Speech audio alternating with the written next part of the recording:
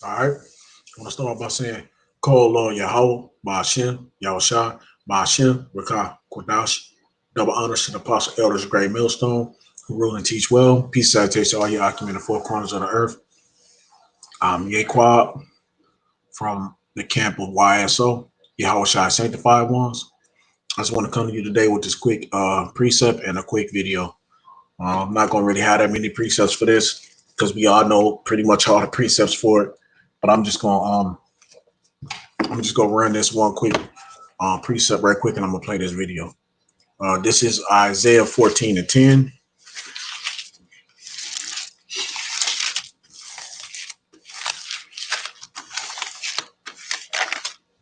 It's like I should have had it ready already. I had it ready on my computer, but my computer been messing up. So I hope the video even play because I don't know what's going on with my internet right now, but hopefully it can make it through. So I normally read my precepts off the computer, but I forgot. I didn't want to mess with the internet. You know how the devil is. But anyway, this is Isaiah.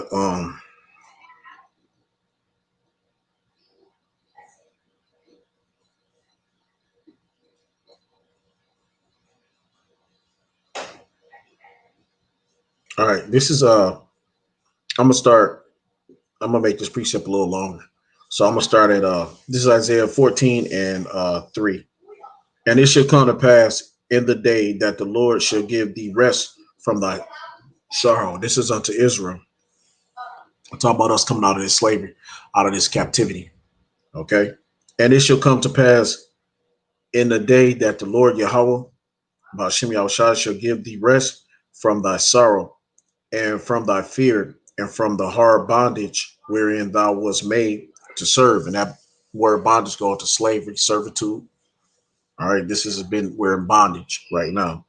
Bond men and bond women, slave man and slave woman, back in Deuteronomy, the 28th chapter, wherein thou was made to serve. That thou shalt take up this proverb against the king of Babylon. Right now, the king of Babylon is Donald Trump, and the elite. Okay, the Rothschild, DuPonts, Gettysburgs, the Bilderberg, chiefly the Rothschild, and the Gettysburg, Bilderberg, DuPonts on down. All right.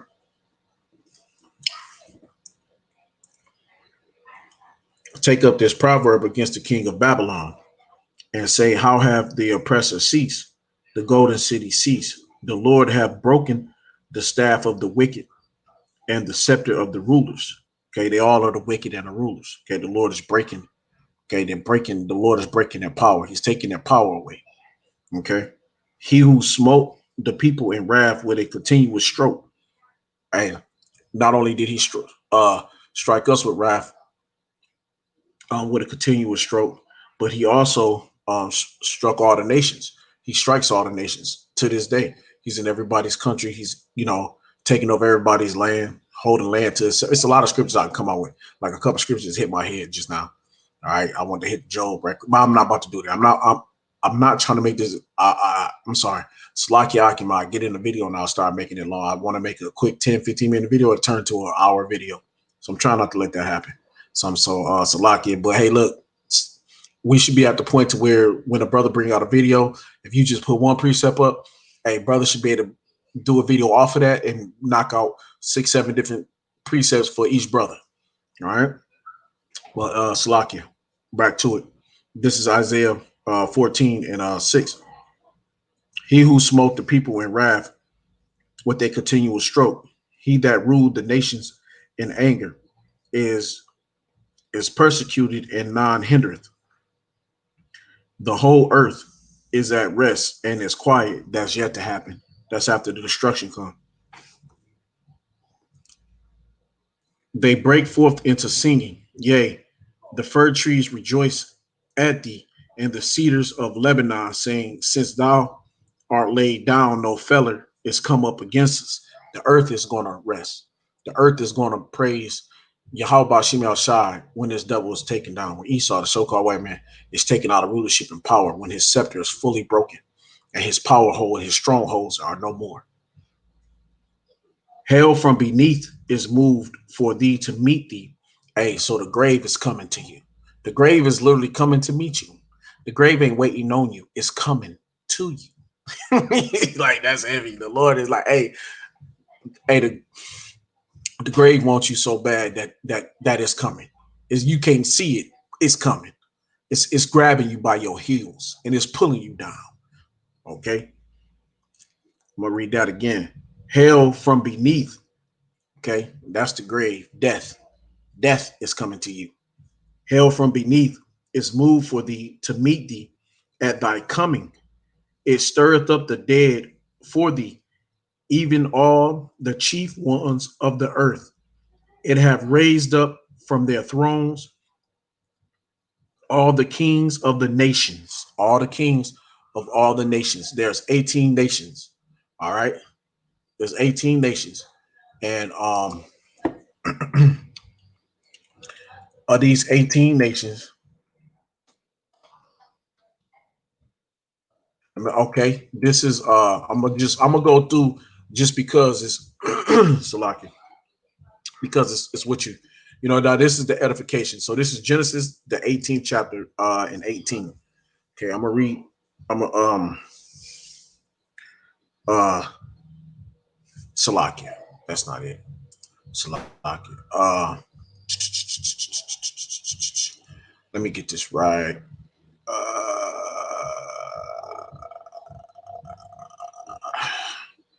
There are 18 nations. I think I'm right. Was that right? Okay. So this is let me go back to Genesis 18th chapter. Let me catch this right.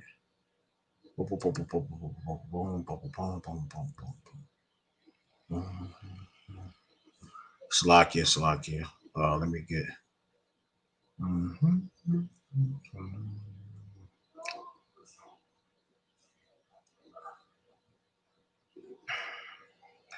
All right, Slovakia, I can.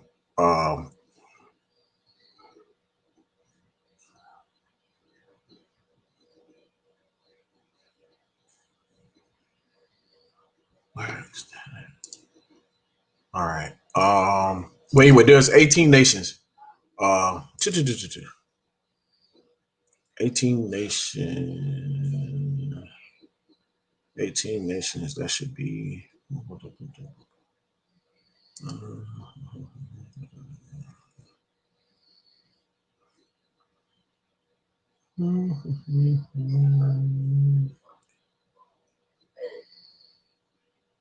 All right, I don't hit a Slacky. I can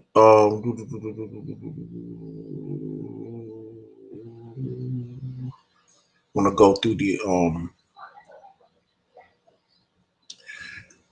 man, I just hit a pause. I'm sorry. I can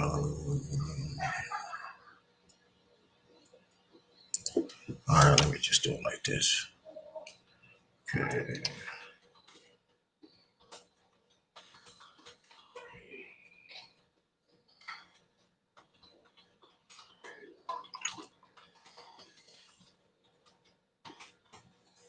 I mean, I know the nations. I know it's like I know the name of the nations off the head.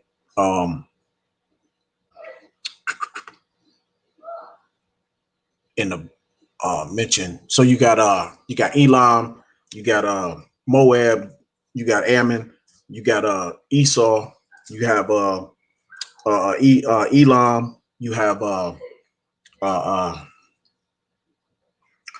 man, I can't think of all of them right now. But we know, but okay, so we'll hit it with that, and we'll go from there. Okay, so brothers, if you want to, you can look it up because right now I'm not even hitting it on the mark right now with the nations, all the nations of the earth.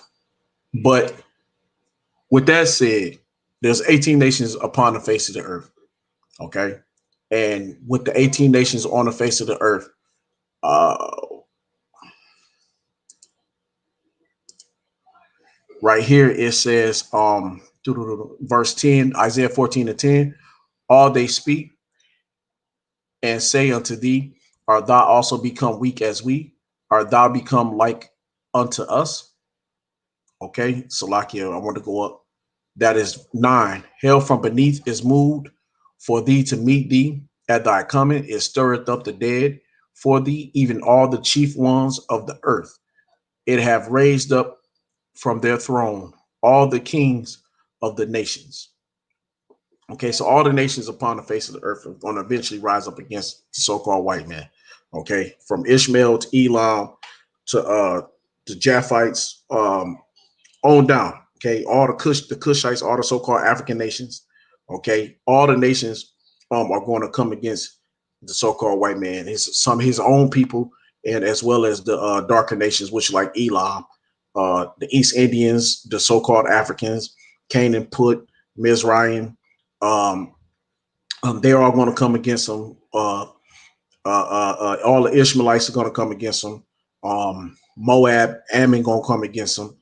They all the nations are going to come and fight against this devil, and they're going to say, this is Isaiah 14:10. All they shall speak and say unto thee, art thou also become weak as we? Art thou become like unto us? Okay, then verse 11, thy pomp is brought down to the grave, and the noise of thy bowels. The worm is spread under thee, the worms cover thee. How art thou fallen from heaven, O Lucifer, son of the morning? All right. How art thou cut down to the ground, which didst weaken the nations? Okay, so Satan has weakened the nations. You know what I'm saying? How is he up? His he can see everybody from the sky. He's up in the upper atmosphere. He's out in the heavens. He's watching down on everybody. He's taking notes, which is called Big Brother, is watching down on all the people. You know, so like the Lord said, he's gonna bring you down. You know what I'm saying? And your fighter jets is gonna fall out the sky when you're fighting against the Lord. Okay, your pomp is your strength, your stronghold is going to fall. Okay, for thou hast said in thy heart, I will ascend into heaven. I will exalt my throne above the stars of Yahweh Bashim Yahushai. And that's going up into the heavens where they're at now. They're trying to get out to the upper atmospheres, but they can't get where the Lord is because you can't get to that dimension because flesh can't go into where the Lord is. I will sit also upon the mount of the congregation in the sides of the north. So with that said, I want to go ahead and pull out this video right quick.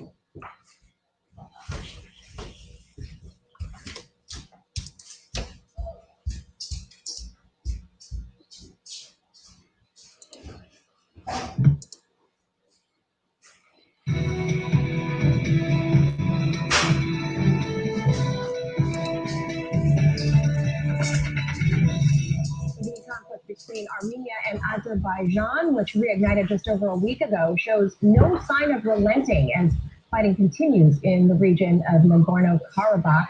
The conflict between these two countries has roots stretching way back over 3 decades.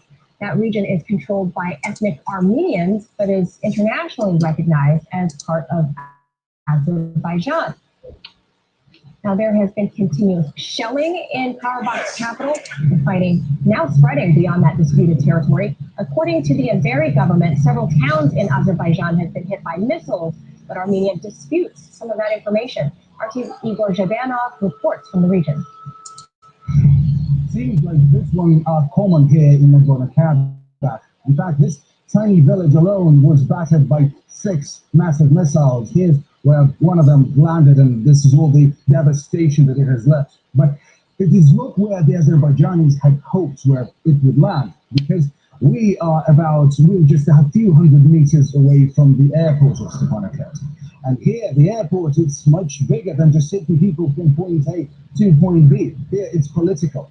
It's a symbol of independence and a symbol of allegiance of the local government to the authorities of Armenia. And that is why Azerbaijan isn't happy at all that it's here. In fact, since this airport was renovated and became operational again back in 2012, it became a regular target of attacks.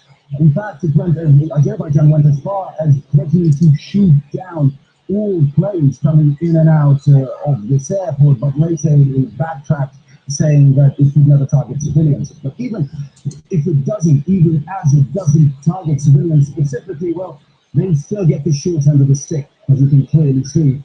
But I talked to them. I talked to the owner of this house who still lives here, and he's told me that he's not going anywhere. I've lived here for almost 20 years, and I don't want to move away.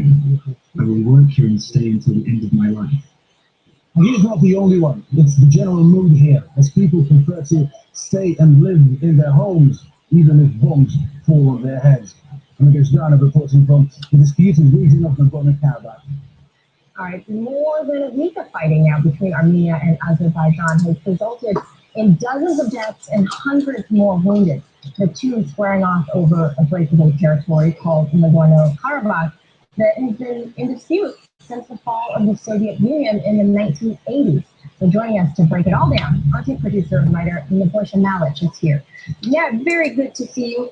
But first, can you tell us, because most Americans watching right now, the domestic audience are saying, who, where? Break down for us what is happening in Azerbaijan and Armenia, if you would. Sure thing. This is the region in between Russia and Turkey, the Caucasus Mountains. And during the Soviet Union, this particular region, Nagorno-Karabakh, was assigned to the Soviet. I just want to stop right there right quick for a minute. That's between Russia and the Caucasus Mountains. Is between Georgia and Russia. Okay. Armenia is set up in between that area. Okay. And it's so beautiful, you know, the Caucasus Mountains where Caucasians come out of, where they were pushed into the mountains. Okay, where Esau was pushed into, you know, in this region, we're going to push them, you know, that is going to be like a part of their habitat forever. And that's a beautiful thing to it, is that the Caucasus comes from Caucasian, and the Caucasian people on the earth are the so-called white people. And just to hear them say, he didn't even like saying the word, but this is a good reference of goes back into people, goes back into the nations. And right quick, I was just looking up. I had to revamp what I was doing. But I here, the table of nations, I have it here, and I want to just read off some of the names of the table of nations. We have the so-called white man, Edom, the East Indians, Elam, Assyria, Syria, Aram, the Arabs, Ishmael, Moab, Chinese, Ammon, Japanese, Ethiopians, Cush, Egyptians, Mizraim, North Africans, Put, South Africans, Canaan, Turkey is Gomer, Russia is Magog, the Greeks is Javan, German is the Ashkenazi, Ashkenazi, Spanish is Tarshish, and Cyprus, which is Kittim. Okay, but those nations are going to, all these nations are going to turn on the nation of Edom. Okay, all these nations, a few of these nations will be with Edom for a minute, but then they will also turn on Edom as well. Okay, so Salakia earlier for that, I was trying to find that table of nations, and we wouldn't come up. Like I said, I keep looking, and something's going on my internet. It takes forever to pull up scriptures. It's been taking forever to pull anything up lately. I don't know, but anyway, I just wanted to bring that up. It finally popped up, so I just want to put that out there. Okay, but here, let me go back to this video. Nagorno-Karabakh, Azerbaijan, even though it was populated mainly by Armenians. And in the late 80s, when the Soviet Union started breaking up, the ethnic Armenians decided to declare their own republic and separate. The government in Baku obviously disagreed. And a proper war broke out in 1990 after the Soviet Union started disintegrating. And the result of that war is, according to the armistice movement forwards, Armenian control of the vast majority of Nagorno-Karabakh, as well as a strip of land connecting it to Armenian power. They declared the Nagorno-Karabakh territory, obviously, including Azerbaijan. And Baku has insisted ever since that that territory has to be integrated by peaceful or military means. Last week, about 8 days ago, the Azerbaijani government claimed that the Armenian forces had started a provocation. Azerbaijani artillery responded, according to Baku again. The Armenians claimed it was completely unprovoked aggression by Azerbaijan, and all of a sudden you had this massive escalation of war that threw everybody on the back foot, except Turkey, which seems to be fully backing Baku, completely backing Azerbaijan. And there's been reports, first, including from Western mainstream media, as well as the Russian government and the French government, that Turkey has even been flying jihadists from Syria, who had previously been used as mercenaries in Libya, to Azerbaijan to act as fighters. There's been even reports that some have been killed on front lines. There's a massive fog of war, a lot of propaganda going on, both the government in Yerevan and Stepanakert are releasing information. Baku's keeping a closer lid on the military information, not really allowing journalists anywhere near front lines, like Armenia. But there's a lot of fog of war, and it's very unclear who's fighting where and what's been taken and who's been. Neb, I'm glad you brought up Turkey because, I mean, if you look on the map, Turkey borders Armenia, who is obviously a U.S. NATO ally. I was going to ask you what the Turks are saying about this, but it sounds like what they're saying is clear. You say that they are, if not tacitly, they're overtly backing the Azeri government. So how does this conflict broaden out if Turkey gets more involved? This is an absolute flashpoint between the U.S. and Russia. Okay, I want to stop it there too, just to give the chapter that it's in, which I was right at first. I said it was in Genesis 10, the Table of Nations. It starts from Genesis 10 chapter, 21 through 32 is the Table of Nations of the earth of all the generations of Noah after the flood and his sons.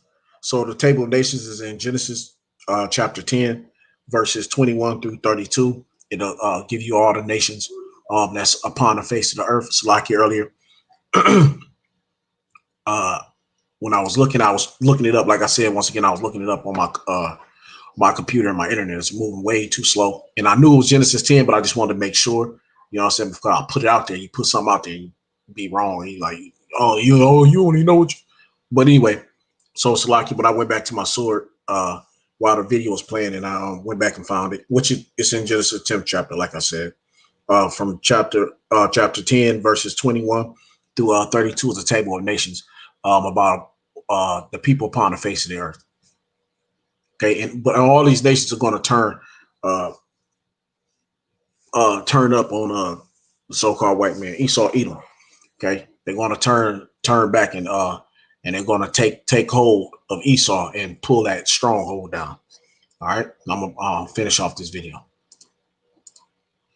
Literally, I mean, if Turkey gets directly involved in this, beyond harsh words coming from President Erdogan so far, then you have a NATO ally directly confronting Armenia, which has a defense treaty with Russia, and Russians even have a base for their peacekeepers in Armenia. This can get really hairy really quickly, which is why everybody's sort of trying to pretend that, you know, nothing is quite drastically happening just yet. And, you know, Moscow's urging everybody to calm down. Washington's saying, yeah, we urge all sides to desist.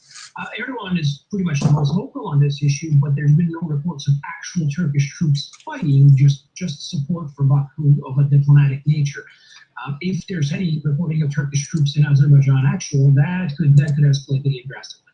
There are a lot of people that are obviously concerned that this is going to be the bait that is going to, you know, Turkey is going to bait Russia into war with the U.S. this way. But does that make any sense to you, given that Russia and Turkey are also allies, especially in terms of their defense departments, buying weapons, products from each other back and forth? Does any of that square with you?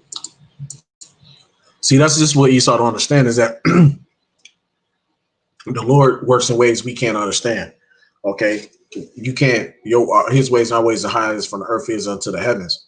So we can't say what the Lord is doing, will, and won't do. But Gomer and Meg and Magog, Gog and Magog is going to come down on America. You know, there's no one or two ways about it. Okay, you just can't get out of it. Okay, Gomer is Turkey. He's also going to turn on America. Okay, which you already can kind of see different fits of it when they went in on what was that, northern Iraq against America, and America just backed out. You know, they're supposed to be a NATO EU allies, but hey man, things can change. at any point in time. Okay. So yeah, so the Lord can switch this thing whenever he wants to switch this thing. He'll put whatever spirit on man that he wants to put on man, because man going to the Lord. So how then can a man know his own way? All right. And this is what the people can't understand. All right. I think that Turkey's behavior over the past couple of years is showing that they're looking for grabbing as much for themselves, getting as much of their own interests, regardless of the U.S. and Russia sort of playing two against each other. The confrontation with France and the rest of NATO over Libya, for example. We're totally cooperating with Russians in Syria, but really not. Like repeatedly. The troops repeatedly breaking down and overt intervention on behalf of the militants in Idlib, for example. And then this situation with Armenia and Azerbaijan right now. And obviously Turkey's whole problematic past regarding Armenian. Right, exactly. Like you said, in Idlib, Turkey took over. America didn't want them coming in there, but they did it anyway. And they pushed America out because they're allies. Because allies can't fight against each other. So they pushed America out of Idlib in that northern Iraq region. They went in and started taking over different areas of it. So they've already ruffled the feathers with the NATO EU ally. So, and they already buy weapons. They're mixed dealing. All right, they're double dipping. Okay, 1 minute they're with US, next minute they're with Russia. They buying this and that from Russia. They teaming up with Russia. So they ain't want to team up with America. They want to double dip. Okay, so eventually they're going to have to choose sides. They're not going to be able to play the field. The Lord is going to make them jump over to Russia's side. Really, eventually, it's going to happen. So the Armenian genocide of 1915 shouldn't really be forgotten. They're heavily factoring into the situation. All right, we'll leave it right there. Our chief producer, Naboja Malich, thank you for that expertise. You're welcome. Over to the UK, where Okay, well, all right, so, that pretty much was that. That was on scripture I was bringing out, talking about table of nations and what these nations that's going to come against America, Isaiah 14 and 10, Genesis 10, 11 through, Genesis 10, sorry, Slakia, 21 through 32, all right, hey, with that said, brothers, keep praying, keep pushing, keep striving. Man, we almost out of here. This thing is going to come to an end. And once again, I want to say, call Lord Yahweh, Ba'ashem, Yahushua, Ba'ashem, Rakah, Kodash, double honor, Apostle Elders, great millstone, who rule and teach well. Peace, salutation, all your active four corners of the earth. Keep on preaching, teaching Yahushua the gospel. We almost out of here. I'm Yaquab from YSO, Yahushua sanctified ones. Shalom. And a ball. And a ball again. Ball. You don't need no ball.